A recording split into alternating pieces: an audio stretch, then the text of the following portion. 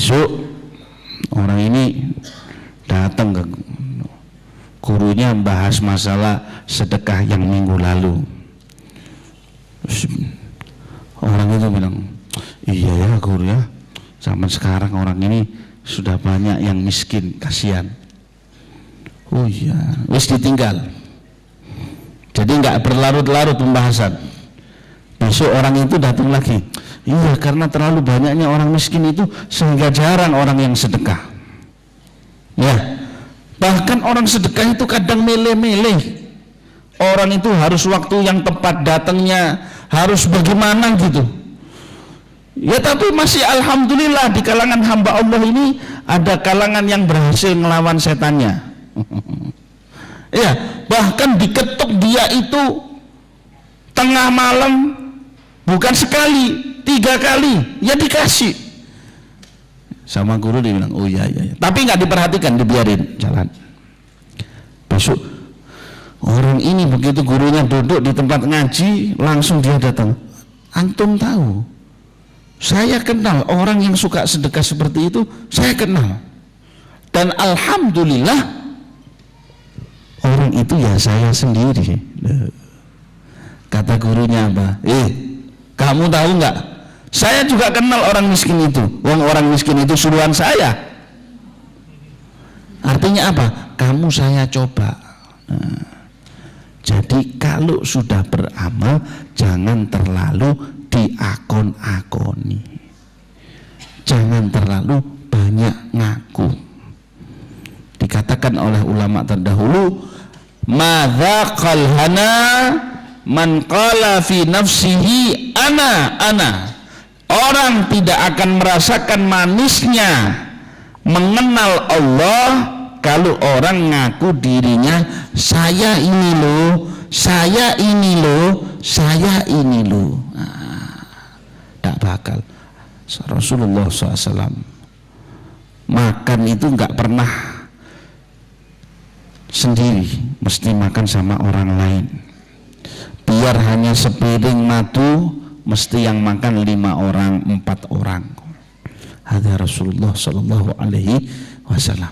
Jadi iman itu membutuhkan yang namanya pengorbanan.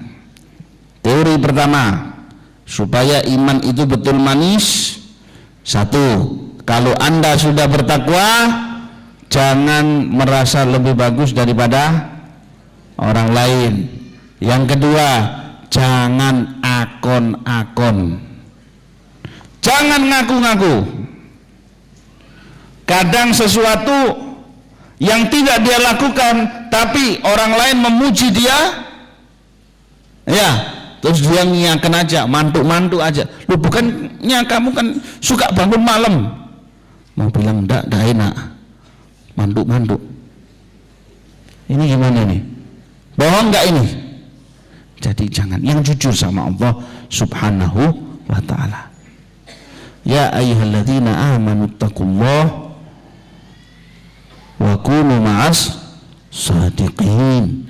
Kumpullah, tirulah orang-orang yang sedik kepada Allah Subhanahu wa ta'ala, supaya kamu betul-betul bermakna di dalam hidup ini. Nggak cukup hafiz Quran kemudian dia nyalahkan orang lain, kemudian dia menghukum orang lain, atau dia ahli hadis pun tidak cukup. Islam bukan agama protes, bukan agama komplain. Ya, bukan komplain Islam itu. Islam adalah rahmatan lil alamin, membetulkan apa yang salah, melihat situasi dan kondisi. Ya, melihat situasi dan kondisi.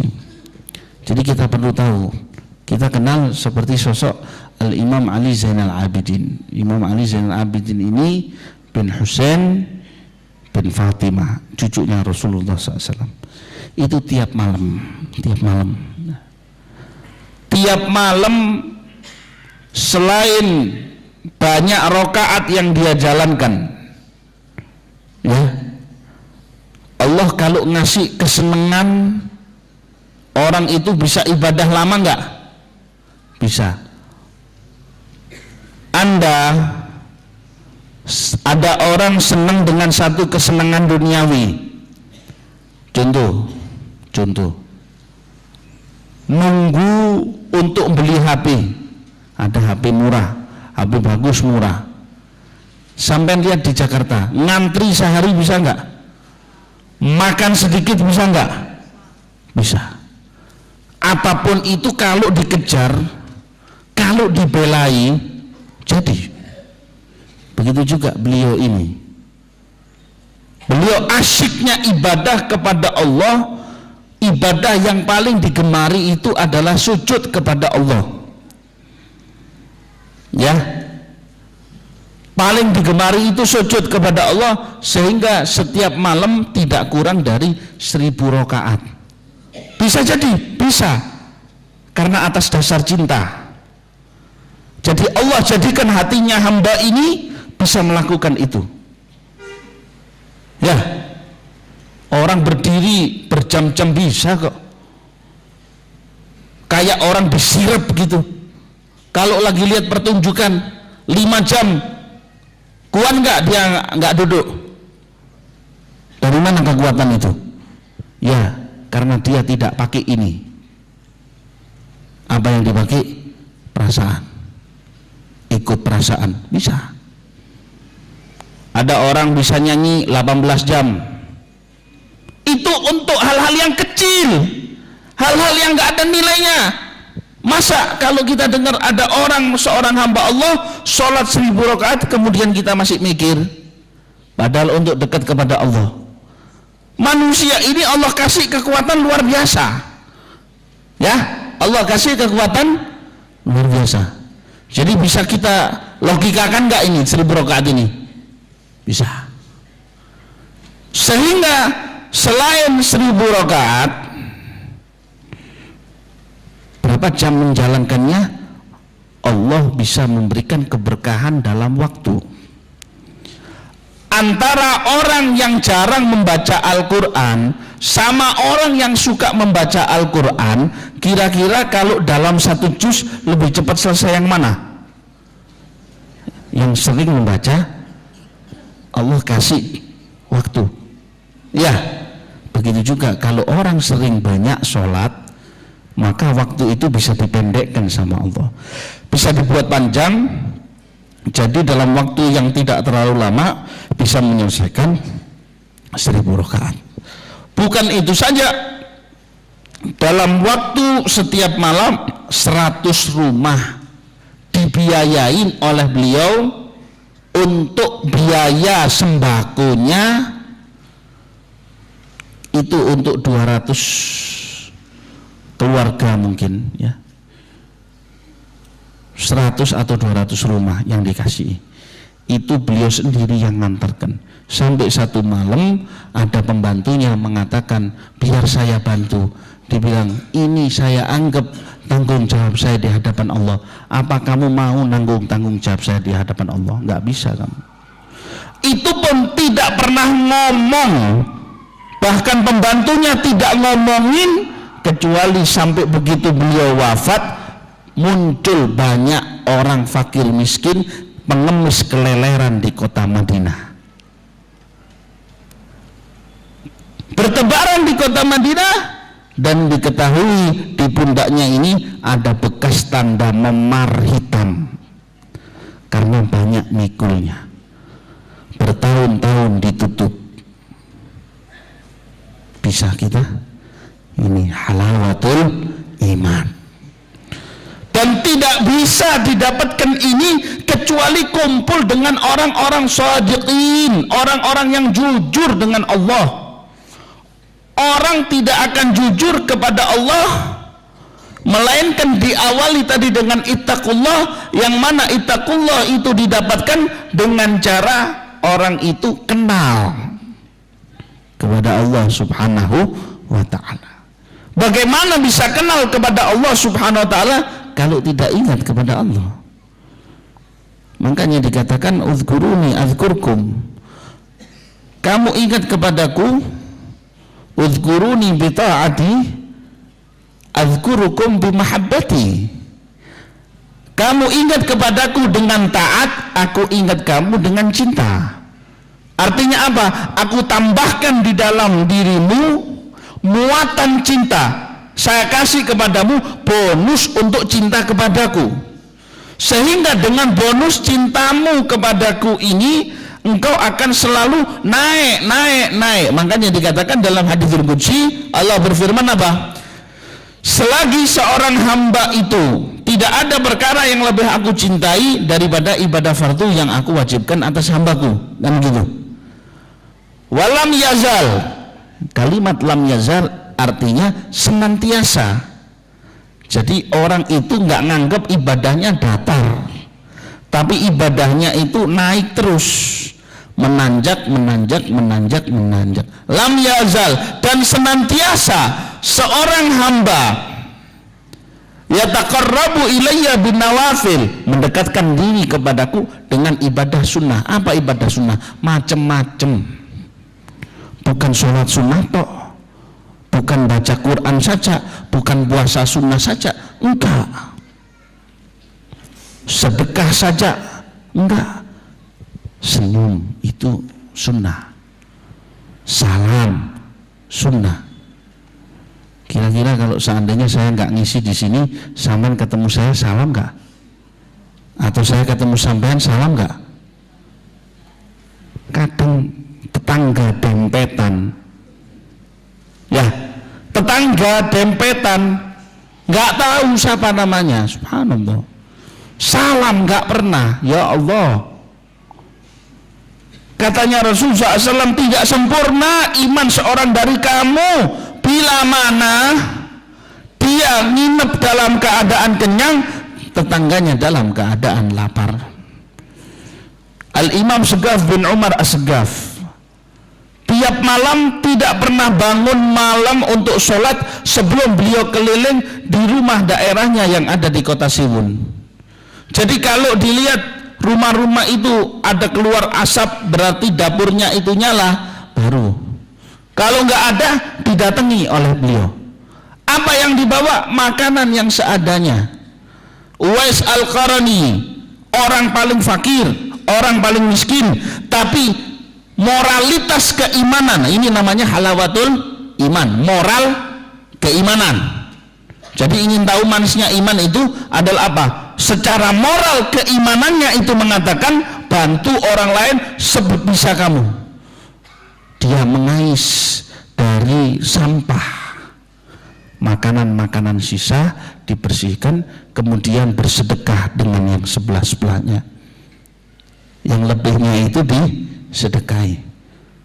Sudah itu dia berdoa, ya Allah, kalau ada orang yang mati karena lapar, jangan engkau tuntut aku, ya Allah, aku sudah berusaha sebisa saya.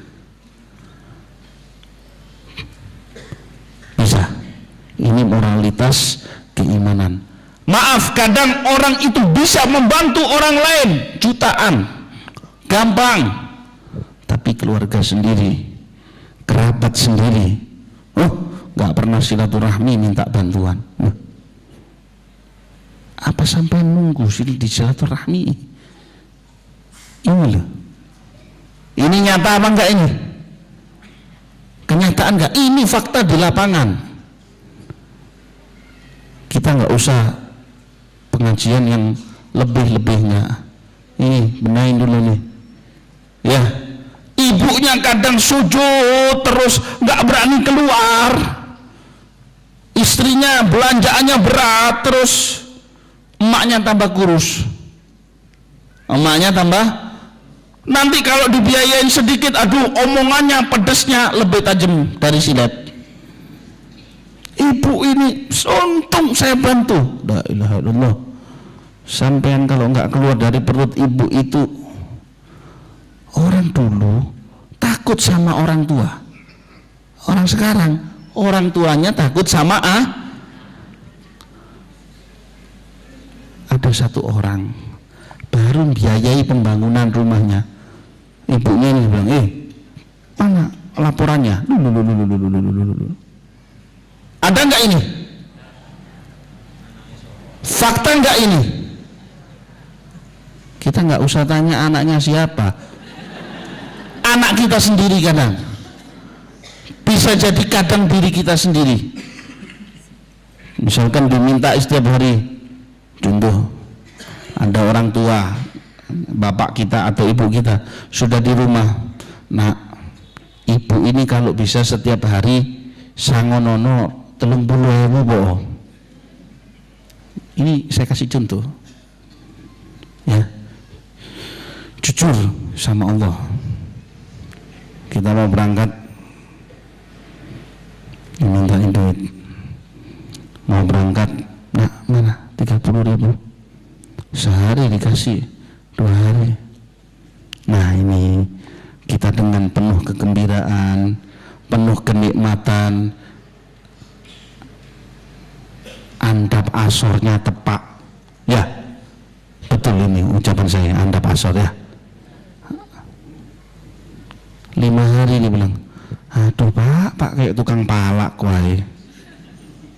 Loh kok bisa begitu ya, kita punya moralitas keimanan ini kurang. Jadi jangan hanya mengandalkan apa yang sudah kamu keluarkan, minta tolong kepada Allah, berdoa kepada Allah, terus meminta dan mohon kepada Allah supaya hati ini diberikan ya kenikmatan untuk memberi. Kadang kita, saya senang sedekah ini, saya nikmat ngasih orang ini, ya orang yang Anda senangi. Coba sama orang yang Anda berarti itu mau ngasih. Rasul SAW, Sayyidina Umar bin Khattab ya, ada orang Yahudi ini ngasih makan Sayyidina Umar, kamu kok ngasih makannya nggak sehalus yang dulu ya? Oh iya, yang dulu itu sudah meninggal. Siapa itu yang dulu? Itulah Muhammad Rasulullah Sallallahu Alaihi Wasallam. Dibunuh tak orang Yahudi ini? Enggak, tetap ya seperti itu. Dan tidak pernah ada cerita akhlak hanya bisa didapat dengan baca buku, tak bisa.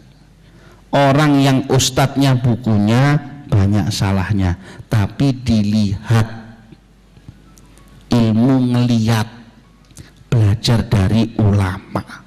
Makanya Al-Quran mengatakan wa kunu ma'as shadiqin. Seandainya manusia ini bisa mengambil pelajaran hanya melalui firman-Nya Allah, Allah tidak akan turunkan para nabi, enggak. Tapi karena begitu butuhnya manusia ini untuk belajar secara penglihatan, visualisasi bagaimana praktek akhlak yang benar, maka dikirimlah para anbiya, dikirimlah oleh Allah kadernya para nabi, para sahabat, kemudian dikirimlah pula para tabi'in, dan terus bertasalsul sampai sekarang ulama-ulama shalihin, orang-orang yang dekat dengan Allah Subhanahu wa ta'ala. Jangan sampai kita menjadi umat yang paling buruk, yang mana umat ini melaknat umat yang sebelumnya, melaknat para pendahulunya, melaknat para sahabatnya Rasulullah SAW, atau mengomentari amaliyah, mengomentari perbuatan, cara-cara orang-orang soleh, orang-orang yang baik di hadapan Allah Subhanahu wa ta'ala. Sebab kalau seandainya seseorang tidak tahu diri, tahu orang yang nggak tahu diri, ngaku iman, memang iman, cahaya mencorong, bisa, ibadahnya Masya Allah, tapi mulutnya luar biasa. Saya kalau ingin supaya kita itu terhindar, saya kasih bahayanya itu gini, mohon maaf kalau bahasanya agak kurang enak, saya mohon izin ini, ngai, sembayang, zikir, tapi mulutnya nyatek sana nyatek sini. Elek enggak ini? ahli ibadah, ahli zikir, tapi komentator sepak bola kalah. Rasulullah SAW itu nggak pernah komplain, nggak pernah komentar. Ada orang, jadi kalau duduk sama para sahabat, duduk dilihat dulu. Jadi orang itu dididik sama Rasulullah SAW.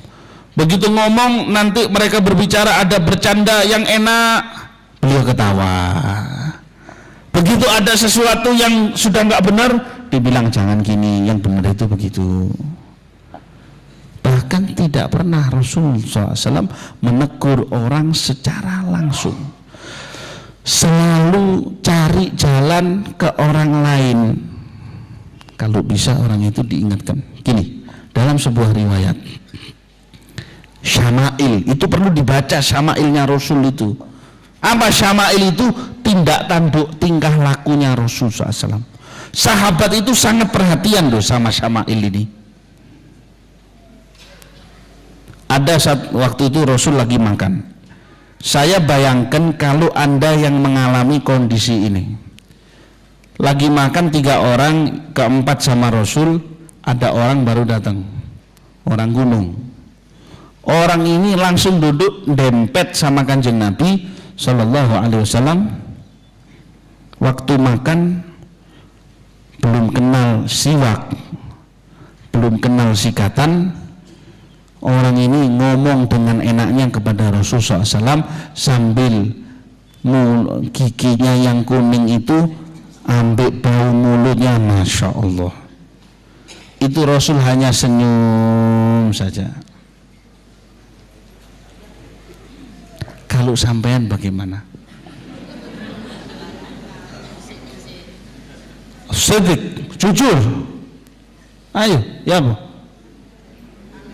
Ojo mangan di gini. Jangan makan di sini kamu. Ya.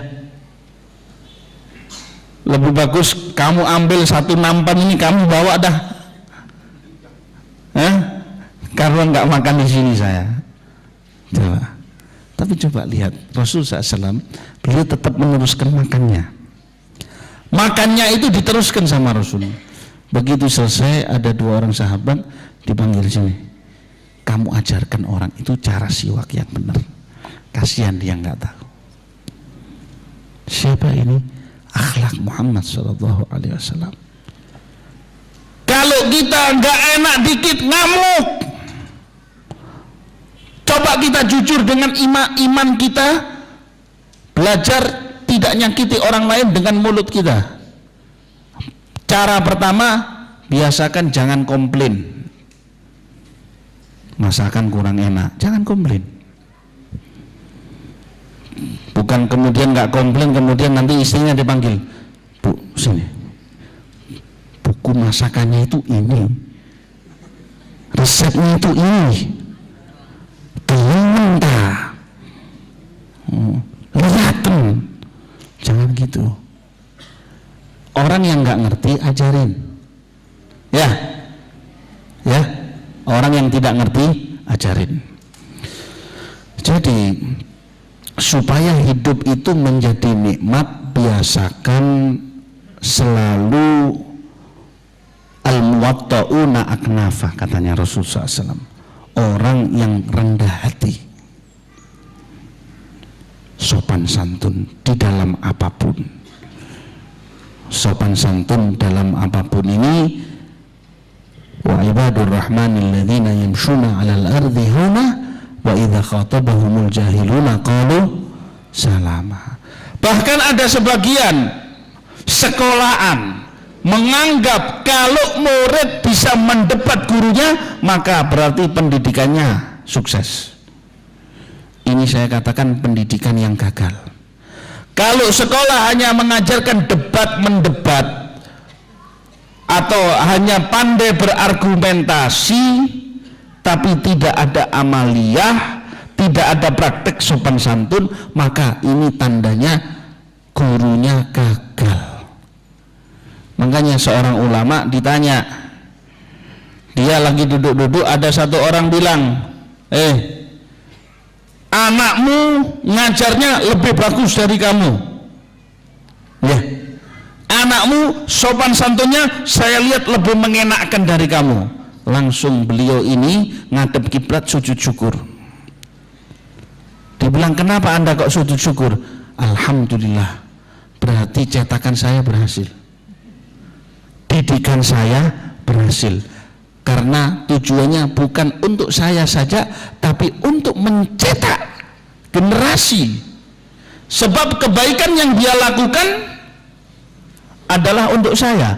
Waladak khalaf ba'dak, anakmu adalah khalifah setelahmu. Kamu milih khalifah yang benar, nyetak khalifah yang benar. Al-Imam Hasan bin Ali lagi makan nih siang-siang, pulang dari sholat Jumat kepanasan. Ya, ini mungkin nanti akan jadi cerita penutup ini, insya Allah. Sebenarnya masih banyak cerita ini. Mau lanjut apa sudah selesai deh?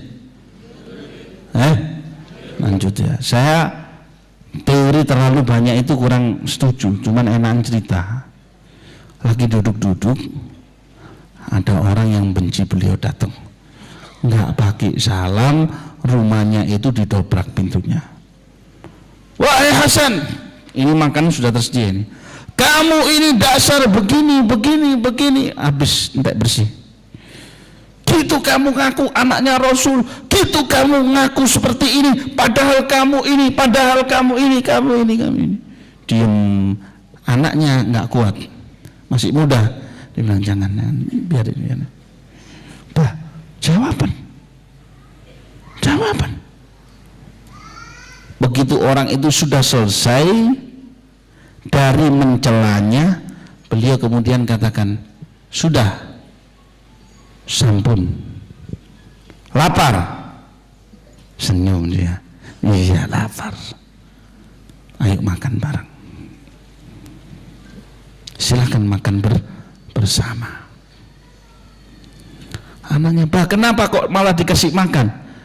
Dibilang, kamu pernah tahu dari mana kakekmu Rasul SAW atau ayahku Ali bin Abi Thalib ngajarkan orang untuk menjawabi orang lain atau balesi celaan ataupun ejekan orang lain?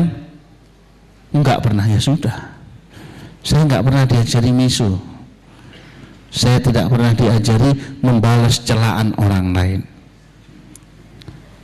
Lihat akhlak ini baru namanya apa? Buah dari keimanan. Tiap hari sujudnya kita ini banyak kepada Allah. Masa tidak ada dari salah satu sujud kita yang mampu membuat diri kita rendah hati kepada orang lain? Padi itu kalau tumbuh ke atas, ada isinya enggak? Ilalang namanya. Tapi kalau dia ngerunduk, berarti ada isinya. Jadi janganlah kita menjadi orang yang tidak manfaat. Dikatakan perumpamaan orang yang rendah hati, jadilah engkau seperti mutiara, ya, dia berada di dalam lautan tapi harganya mahal sekali. Semakin dalam semakin mahal, semakin delesep semakin mahal, dicari, diburu, iya kan? Janganlah engkau seperti asap, jangan sampai kamu kayak asap. Ya, dia merasa dirinya di atas padahal dia berada di bawah. Janganlah kamu seperti pantulan bintang, ya, kelihatannya dari bawah di atas padahal dia hanya tertangkap di mana? Di bawah. Ya, kalau mau jadi emas yang asli, jangan bangga dengan petentang-petentengnya kayak yang ngambang di kali. Jangan. Kita biasakan diri kita. Makanya saya katakan sejak awal as-siddiq, jujur dengan ucapan, jujur dengan perbuatan. Bukan berarti terus terang, ya. Jangan dianggap jujur itu adalah terus terang. Nanti masakannya orang nggak enak kita terus terang, masakanmu nggak enak, jangan. Oh enggak, jujur itu enak, Anda bilang, tapi dia kasihan, kan gitu. Jadilah orang-orang yang selalu bermanfaat. Jadi kita kembali teori ketakwaan yang pertama, supaya mendapatkan halawatul iman yang pertama, jika sudah beribadah jangan merasa lebih baik dari orang lain. Kemudian yang kedua, jangan gampang mengaku-ngaku atau suka sesumbar dengan apa yang sudah kita lakukan. Yang ketiga, jangan suka ngomentari yang tidak penting, nggak usah. Da'ma yaribuka ila ma la yaribuk. Tinggalkan hal yang tidak penting bagimu, tujulah hal yang lebih penting. Ya. Jadi jangan suka kita komplain. Tapi kalau sesuatu itu butuh untuk dibenarkan, arahkan. Bukan komplainan, tapi arahkan yang benar dengan cara yang hikmah, dengan cara yang baik, ya. Ada seorang dai, kalau tidak sempat nasihatin istrinya, maka karena takut anaknya nanti dengar dan lain sebagainya, maka istrinya itu dinasihati dengan kisah melalui SMS. Indah ini sebenarnya. Tapi dia sendiri mengatakan, selama saya menikah tidak pernah saya tahu tidak pernah saya ngecek isi dompet dari istri saya. Ya, istrinya pun demikian, nggak ngecek dompet punya jujur, belum tentu diizinin. Kadang kalau kita ada HP bunyi, curiga saya, coba semua. Jangan. Yang tidak penting tidak usah, yang penting baru, ya, seperti itu. Itu akan jadikan kita betul-betul merasakan halawatul iman, dan tidak bisa dicapai itu semuanya kecuali dengan dua. Yang pertama, minta tolong kepada Allah, ya. Iyyaka na'budu saja nggak cukup, tapi harus iyyaka nasta'in, baru dapat ihdinas siratal mustaqim.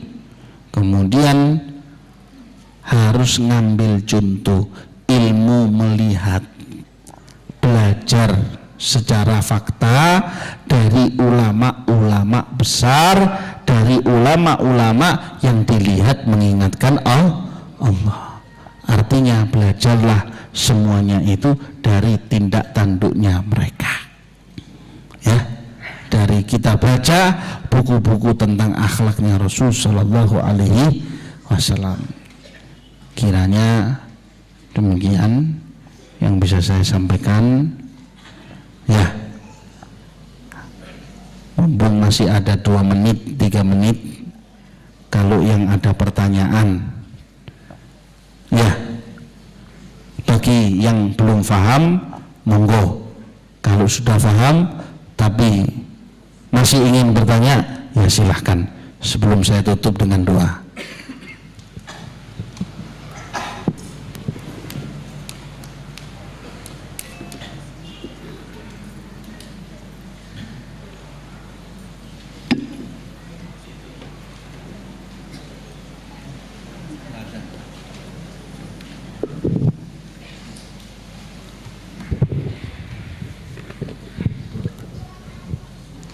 Assalamualaikum warahmatullahi wabarakatuh. Saya ingin bertanya, bagaimana cara mengatasi emosi dengan benar? Seperti saja. Terima kasih. Assalamualaikum warahmatullahi wabarakatuh.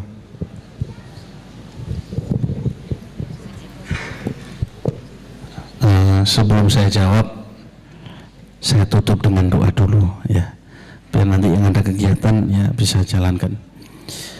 Bismillahirrahmanirrahim. Alhamdulillahirabbil alamin. Allahumma nas'alukal afwa wal afiyah wal afiyatid daimah fid din wad dunya wal akhirah. Ya Allah, ya Rabb, terimalah amalan ibadah kami, ya Allah. Jadikanlah kami termasuk hamba-hamba yang benar-benar beriman di jalan-Mu, ya Allah. Jadikanlah kami termasuk orang-orang ma'as sadiqin, termasuk orang-orang yang dekat denganmu ya Allah, orang-orang yang jujur kepadamu.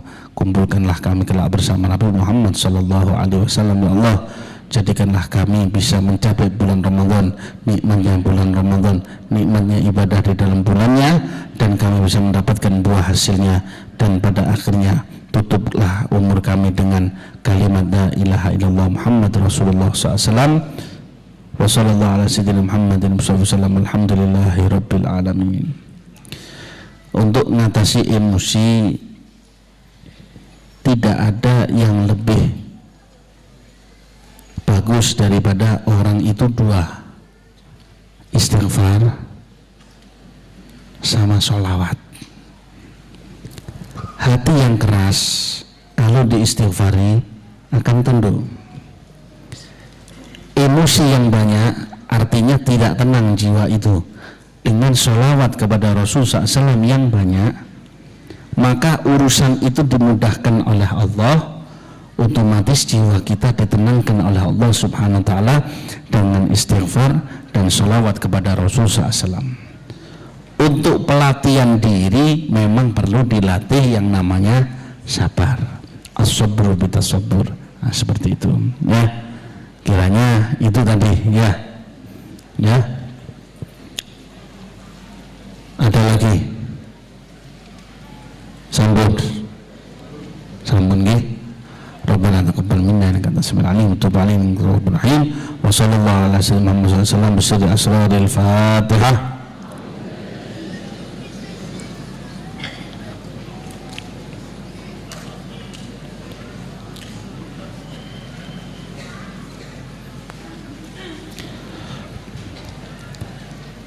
Assalamualaikum warahmatullahi wabarakatuh.